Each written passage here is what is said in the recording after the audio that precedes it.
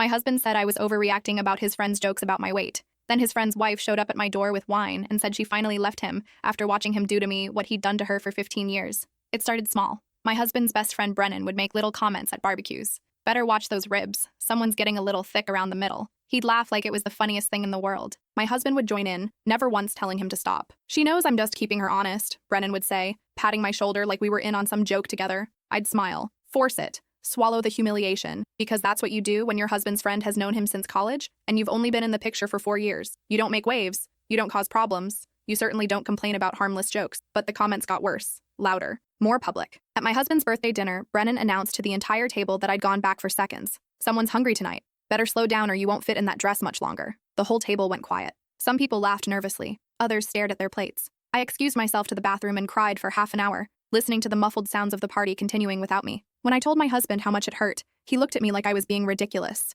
That's just how Brennan is. He jokes around with everyone. It's his sense of humor. I asked him to name one other person Brennan made comments about. Just one example of him joking about someone else's appearance. My husband couldn't think of a single one. You're being too sensitive, he finally said. He doesn't mean anything by it. You're making this into something it's not. After that, I started declining invitations when I knew Brennan would be there. My husband got annoyed, started making passive-aggressive comments about how I was making things awkward for the group. Can't you just take a joke? Everyone thinks you're being weird about this. So I went, and I endured more comments about my portions, my clothing choices, whether I'd been hitting the gym lately, how I really should try that new diet his wife was on. The worst part wasn't even Brennan's comments. It was watching everyone else pretend they didn't hear them, the way conversations would continue like he hadn't just humiliated me, the way my husband would change the subject instead of defending me, the way I'd catch pitying looks from other women but no one ever said anything. We all just participated in this collective delusion that what was happening was normal and acceptable. I started dreading social events. Would spend hours beforehand trying to figure out what to wear that wouldn't prompt comments, what to eat that wouldn't draw attention, how to make myself as small and invisible as possible. I'd stand in front of my closet crying because nothing felt safe. Nothing felt like it would protect me from Brennan's observation. My husband noticed I'd gotten quieter at gatherings.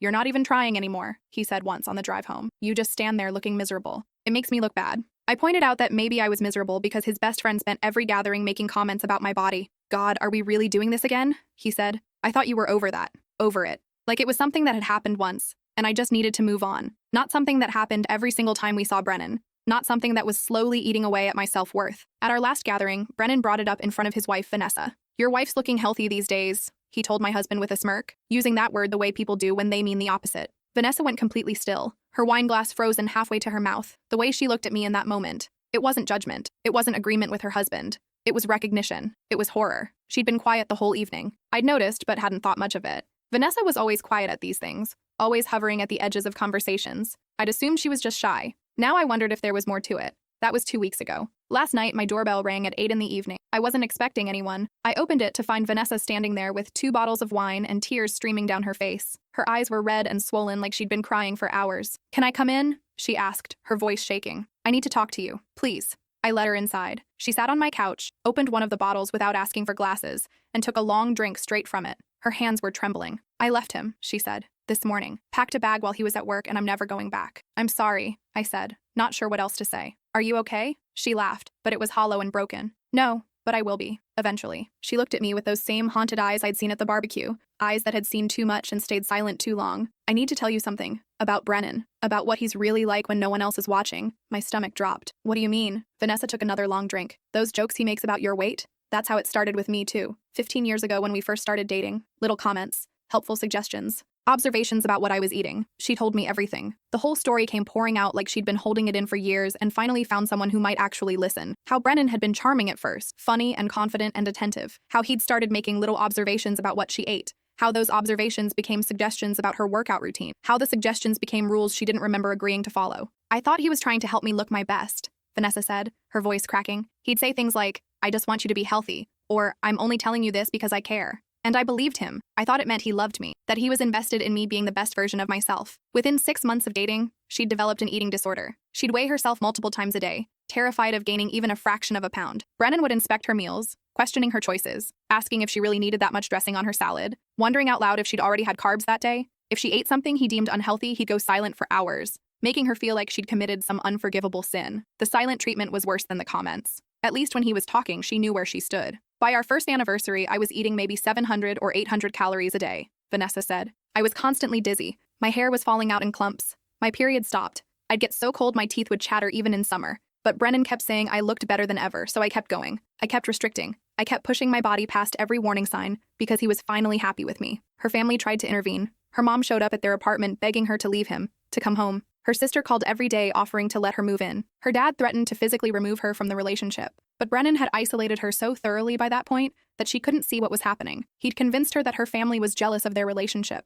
that they wanted to sabotage what they had because they couldn't stand seeing her happy. He proposed right after I was hospitalized for malnutrition, Vanessa said. The doctors told me I was killing myself, that my organs were starting to fail, that if I didn't get help immediately, I might not survive. And you know what Brennan did? He brought me flowers and told me he'd always love me no matter what size I was, like he was being generous. Like he was doing me a favor by staying with me after I'd let myself get so sick. She married him anyway. Spent the next decade walking on eggshells, obsessing over every bite of food, exercising until she collapsed. Brennan controlled everything. What she ate, what she wore, where she went, who she talked to. He'd weigh her every Sunday morning before breakfast, and his entire mood for the week depended on whether the number went up or down. If she'd lost weight, he was affectionate and kind. If she'd gained even half a pound, he'd withdraw, stop touching her, make comments about how she must not care about herself anymore. I became so small, Vanessa whispered, not just physically, mentally, emotionally. I disappeared into myself, stopped seeing friends because I couldn't eat in front of them without panicking, stopped doing anything that might upset him or disrupt my routine. I lived my entire life trying not to be too much,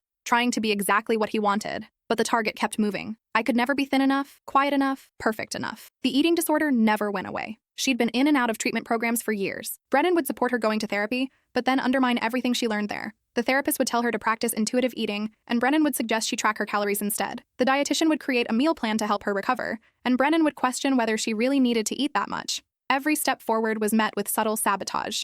I knew what he was doing, Vanessa said. By year 5, I knew, but knowing didn't change anything. I felt trapped. We'd merged our finances. I'd given up my career to support his. All our friends were his friends. If I left, I'd have nothing. No money, no support system, nowhere to go. So I stayed. And I got sicker, and I hated myself for being too weak to leave. Then she saw Brennan do it to me, watched him make those same comments, use that same tone, test the same boundaries, saw the way my husband laughed along, just like all their friends had laughed along when Brennan tore her down, just like she'd laughed along, pretending it was funny, pretending it didn't hurt. And something inside her finally broke. I couldn't watch him destroy another woman, Vanessa said, her voice fierce despite the tears. Not when I knew exactly where it would lead, not when I knew how it started. Those jokes you think are harmless? They're not. They're the foundation. He's testing you, seeing how much you'll tolerate, seeing if your husband will protect you. And when he realizes no one's going to stop him, it will get worse. It always gets worse. She'd spent the past 2 weeks planning her escape, opened a secret bank account at a different bank, one Brennan would never think to check, moved money little by little, small amounts he wouldn't notice missing, found an apartment across town through a friend's cousin, paying cash for the deposit, documented everything. Every cruel comment,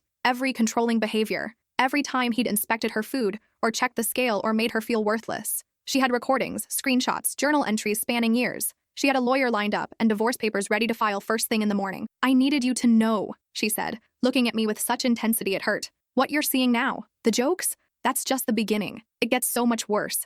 And your husband defending him, dismissing your feelings, making you doubt yourself, that's exactly what enabled Brennan to break me. They're friends because your husband is just like him. He just hasn't shown you his full capacity yet, but he will. The words hit me like a physical blow. Because deep down, I'd known. The way my husband dismissed my concerns made me feel crazy for being hurt. The way he prioritized Brennan's comfort over my pain. The way he'd started making little comments himself lately, suggesting I might want to try a new gym, asking if I really needed that second glass of wine, mentioning that his coworker had lost a lot of weight on some new diet. I should go, Vanessa said, standing up. I just needed you to know the truth. What you do with that information is up to you. But please don't wait as long as I did. Don't waste 15 years of your life hoping someone will change when they've shown you exactly who they are. After she left, I sat in the silence of my living room for a long time, just staring at the wall, processing everything she told me, replaying every interaction with Brennan through this new lens, seeing all the moments I'd dismissed as jokes for what they really were. My husband came home around 10 that night, humming some song from the radio. He kissed the top of my head like everything was normal and asked what was for dinner, like it was just another ordinary evening,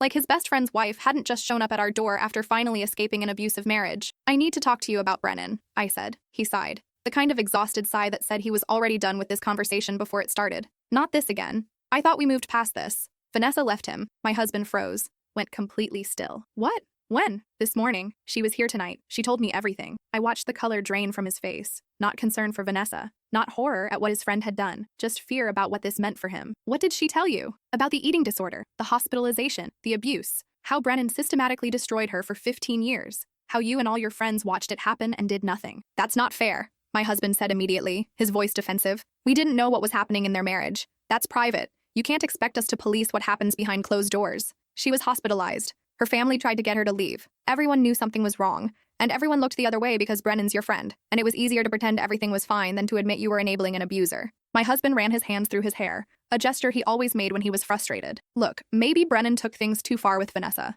Maybe he has issues he needs to work on. But that doesn't mean he's some monster. And it definitely doesn't mean his jokes about you are the same thing. You're conflating two completely separate situations. Aren't they, though? I asked. Vanessa said it started exactly like this. Jokes in public, comments about food and exercise and appearance, making her feel like she needed to be smaller, quieter, less, taking up less space. And everyone around her, including her husband's friends, just laughed along, just enabled it, just made her feel crazy for being hurt by it. You're not Vanessa, my husband said firmly. You're stronger than that. You wouldn't let anyone do that to you. Vanessa was strong too, before Brennan. That's the whole point. It doesn't matter how strong you are when the person who's supposed to protect you won't stand up for you. When everyone around you is telling you that your pain isn't real, that you're overreacting, that you're too sensitive. Strength doesn't make you immune to abuse. It just makes you blame yourself more when it happens anyway. My husband's face hardened. So what? You want me to stop being friends with Brennan because his wife is upset and making accusations? That's not fair to him. He's going through a divorce. He needs his friends right now. I'm not going to abandon him based on one side of the story.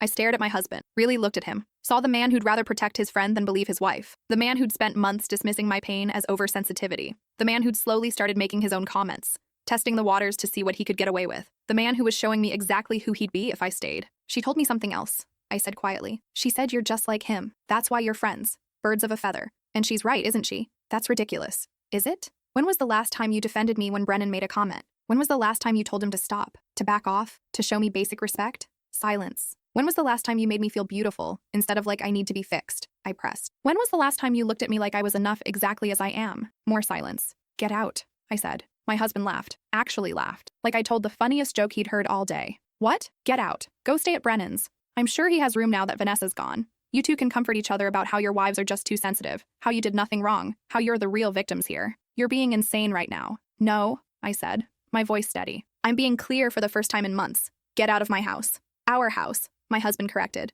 I'm on the mortgage too. You can't just kick me out. Then I'll leave. But I'm not spending another night under the same roof as someone who thinks it's okay to let his friend tear me down, who thinks that's just jokes, who thinks I'm the problem for having feelings about it. I went upstairs and started packing. My husband followed, switching between anger and attempts at reasoning, his voice following me from room to room. You're throwing away our marriage over this? Over some jokes? Do you know how crazy that sounds? Do you know what people are going to think? I don't care what people think, I said, folding clothes into a suitcase. Vanessa cared what people thought. She stayed for 15 years caring what people thought. She wasted 15 years of her life hoping Brennan would change, hoping it would get better, hoping that if she just tried harder or got thinner or was more perfect, he'd finally be satisfied. I'm not making that same mistake. I'm not Brennan. I stopped packing and looked at him. Really looked at him. You laughed when he called me thick. You told me I was overreacting when he commented on my portions. You've started suggesting I need to lose weight too, just more subtly, just more carefully. You're exactly like Brennan. You're just earlier in the progression. But give it time. Give it a few more years of me accepting this treatment. Give it a few more years of you realizing I'll tolerate it. You'll get there. My husband's face went red.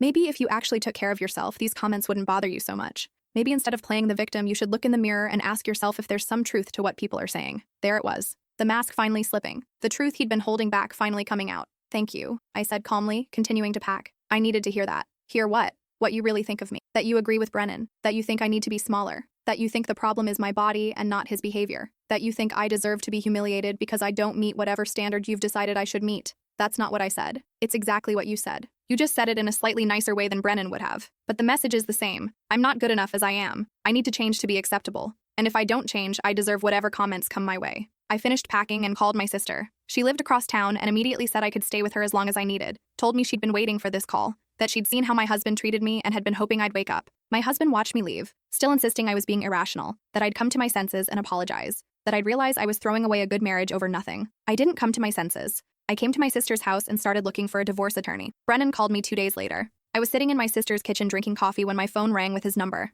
I almost didn't answer, but something made me pick up. What the hell did you say to Vanessa? He demanded without even saying hello. She's taking everything. The house, the cars, half my retirement. Her lawyer is destroying me. Good, I said. This is your fault. You put ideas in her head. She was fine until you started causing problems. Until you started telling her lies about me. I didn't tell her anything. She came to me. She told me what you did to her. She's making that up, Brennan snarled. She's trying to make me look bad in the divorce, trying to get more money. And now you've poisoned my friend's marriage too. Your husband called me crying last night because you abandoned him, because you left over nothing. She was hospitalized for malnutrition because of you. She wasn't fine. She was dying. Everyone has issues. She had issues before she met me. I helped her. I tried to help her be healthier and she twisted it into something it wasn't. She's unstable. She always has been. You controlled what she ate for 15 years. You weighed her every week and punished her if the number wasn't what you wanted. You made her hate her own body so much she stopped eating. That's not helping. That's abuse. You're weak, Brennan said, his voice cold. Vanessa's weak. You both need someone to tell you hard truths and you can't handle it.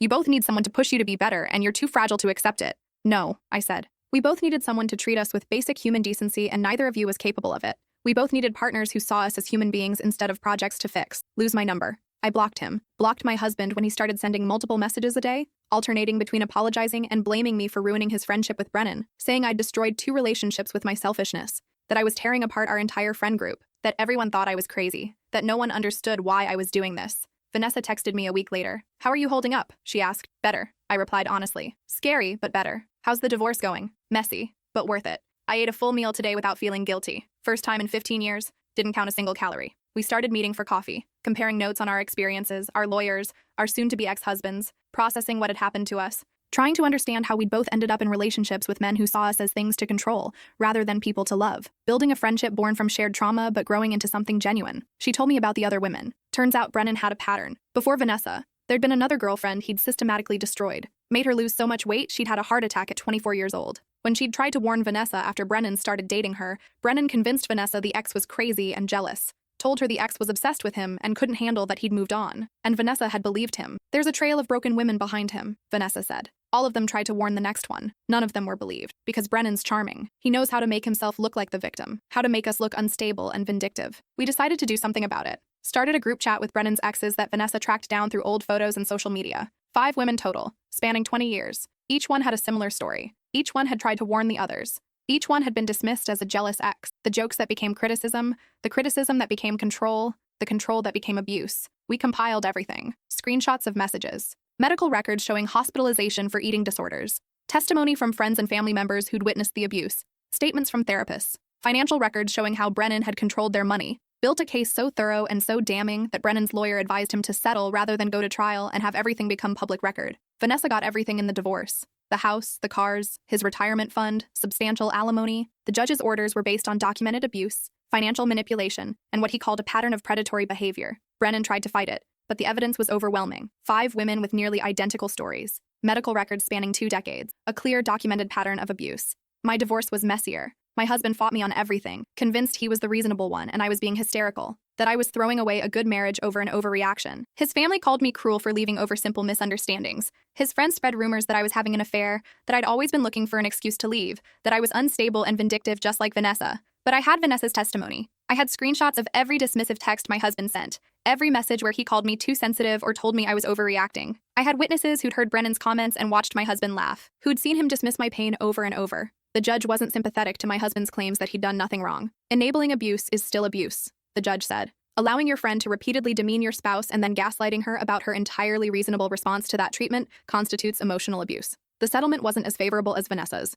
but it was fair. I got half of everything and walked away with enough to start over. 6 months after I left, I ran into Brennan at the grocery store. He'd lost weight himself, looked haggard and older than I remembered. The kind of weight loss that comes from stress rather than health. He saw me and immediately turned down another aisle, but not before I caught the fear in his eyes. Good. He should be afraid. Afraid that his pattern was finally exposed. Afraid that he couldn't charm his way out of this one. Afraid that the next woman he tried to destroy would already know his name. That the women he'd abused were talking to each other, warning each other, building a network of protection. My husband sent a final email after the divorce was finalized. Long, rambling, full of accusations and self-pity. He still didn't understand what he'd done wrong. Still thought I'd overreacted to harmless jokes. Still believed he was the victim in all this. That I'd destroyed a perfectly good marriage over my inability to take criticism, that I'd been influenced by Vanessa's bitterness and turned something innocent into something sinister. I deleted it without finishing. Some people are incapable of seeing their own cruelty, incapable of understanding that intent doesn't negate impact, that just joking doesn't erase harm, that standing by while someone abuses your partner makes you complicit in that abuse.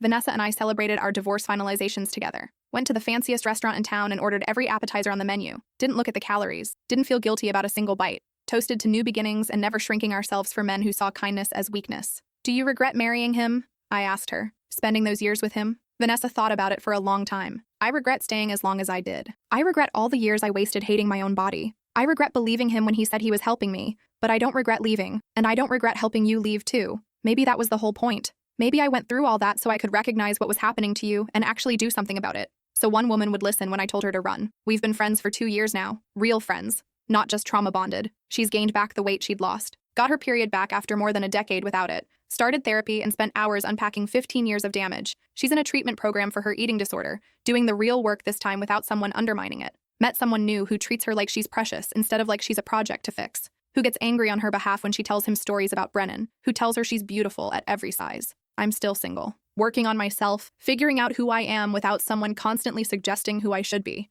It's harder than I expected. Took me months to eat in front of people without calculating calories in my head. Hearing Brennan's voice critiquing my choices. Hearing my husband's voice agreeing with him. Months to look in the mirror without seeing every flaw they'd pointed out. To exist in my body without apologizing for the space it takes up. But I'm getting there, slowly. I'm remembering what it feels like to take up space without apologizing for it. To eat when I'm hungry without shame. To wear what I want without worrying about whether it's flattering enough. To exist without constantly wondering if I'm being too much or not enough. I joined a support group for people recovering from emotionally abusive relationships. Listened to dozens of stories that sounded eerily similar to mine. People who'd been told they were too sensitive, that they couldn't take a joke, that they were making problems out of nothing, who'd been slowly isolated and diminished until they didn't recognize themselves anymore. Last month, one of the women from our group chat with Brennan's exes reached out. She'd started dating someone new and he'd made a joke about her ordering dessert. Small thing, probably innocent, just a throwaway comment. But she'd learned to recognize the warning signs. Had learned that small things become big things if you ignore them long enough. Trust your gut, Vanessa and I both told her. If it feels wrong, it probably is. You're not being paranoid. You're being protective of yourself. She broke up with him that week. Dodged what could have been years of slowly escalating control. Years of gradually accepting worse and worse treatment until she didn't remember what healthy looked like. That's what we do now. Vanessa and I, and the other women Brennan destroyed. We're like a warning system, helping other women recognize the patterns before they're too deep to escape. Teaching them that jokes about their bodies aren't harmless. That dismissing their feelings isn't love. That they deserve better than being made small. That someone saying, I'm just being honest, or I'm just trying to help, doesn't mean they're not hurting you. That intention doesn't erase impact. We've created a website, anonymous. Nothing that could get us sued, but a place where people can share stories about partners who disguised control as concern, who made criticism sound like caring, who isolated and diminished their partners under the guise of helping them improve. The stories pour in daily, hundreds of them, all following the same patterns. My ex-husband is still friends with Brennan, still defends him, still doesn't understand why I left. They grab beers together and complain about their crazy exes who destroyed their lives over nothing, who ruined perfectly good relationships because they couldn't handle a little honesty. My ex-husband has a new girlfriend now. I've seen her at a distance a few times, around town. She looks nervous at the gatherings I hear about through mutual friends, constantly checking his reactions, making herself smaller at restaurants, declining dessert even though I can see her looking at the menu longingly. The same pattern's already starting. I sent her a message once through social media. Just a simple, if you ever need to talk, I'm here, no judgment. She read it but never responded. I understand. I wouldn't have responded either when I was in her position. When someone's convinced you that you're the problem, that you're too sensitive, that everyone else is just jealous or bitter, you can't hear the warnings. But I have to hope that when things get bad enough, when the jokes become criticism and the criticism becomes control, she'll remember that someone reached out, that someone offered her a way out, that she's not alone and she's not crazy for feeling hurt. That's all any of us can do. Survive, escape, turn around and extend a hand to the next woman climbing out of the same hole we fell into. Share our stories. Warn the ones coming up behind us. Build networks of protection and support, because the system sure as hell isn't going to protect us. I saw Vanessa yesterday. We were having lunch at our favorite cafe, the one where we first started meeting after our divorces. She ordered pasta carbonara without hesitation, ate every bite, didn't mention calories once. There was color in her face that hadn't been there when I first met her. Life that had been slowly starved out of her was coming back. I never thought I'd get here, she said. Never thought I'd be able to eat a meal without punishing myself for it. Never thought I'd look in the mirror and not hate what I saw. But you did, I said. You got out. You did the work. We got out, she corrected. I couldn't have left if I hadn't seen Brennan doing it to you. If I hadn't realized that staying meant watching another woman go through what I'd gone through. That was the final straw. Not what he did to me, what he did to you. We sat in comfortable silence for a while. Two women who'd survived relationships with men who saw them as things to control rather than people to love, who'd built themselves back up from the rubble those men had left behind. My ex-husband called last week. First time in over a year. I almost didn't answer, but curiosity got the better of me. I miss you, he said. I made mistakes. I see that now. Can we talk about trying again? What changed? I asked. My girlfriend left me. She said I was controlling, that I made her feel terrible about herself. It made me think about what you said, about how I treated you. So you only realized you were wrong after another woman left you for the same reasons I did? Silence. I'm not interested in being your redemption arc, I said. I'm not interested in watching you try to prove you've changed while gradually falling back into the same patterns. Work on yourself if you want to. Go to therapy. Actually do the work. But do it for yourself and for the women you'll date in the future. Not for me. We're done. I hung up before he could respond. Blocked the number. Vanessa was proud when I told her. Said I'd come a long way from the woman who used to apologize for taking up space. She's right. I have come a long way. I don't apologize for ordering what I want anymore. Don't make myself smaller to make others comfortable. Don't tolerate disrespect disguised as jokes. Don't accept gaslighting wrapped up as concern. I know my worth now. Know that I deserve basic human decency. That wanting to be treated with respect isn't asking for too much. That my feelings matter even if someone else thinks they're unreasonable. My husband said I was overreacting about his friend's jokes about my weight. He was wrong. I wasn't overreacting. If anything, I'd underreacted for months. I'd tolerated treatment no one should tolerate. I'd made myself small to avoid conflict. I'd accepted crumbs of respect and called it love. I was reacting exactly right when I finally left. I just wish I'd reacted sooner. But I'm grateful I reacted at all. Grateful Vanessa showed up at my door that night and told me the truth. Grateful I listened. Grateful I got out before years became decades. And I'm grateful I can be that person for someone else now. The one who shows up with wine and truth. The one who says you're not crazy, you're not too sensitive, you deserve better. The one who helps them escape before they waste 15 years learning that lesson the hard way.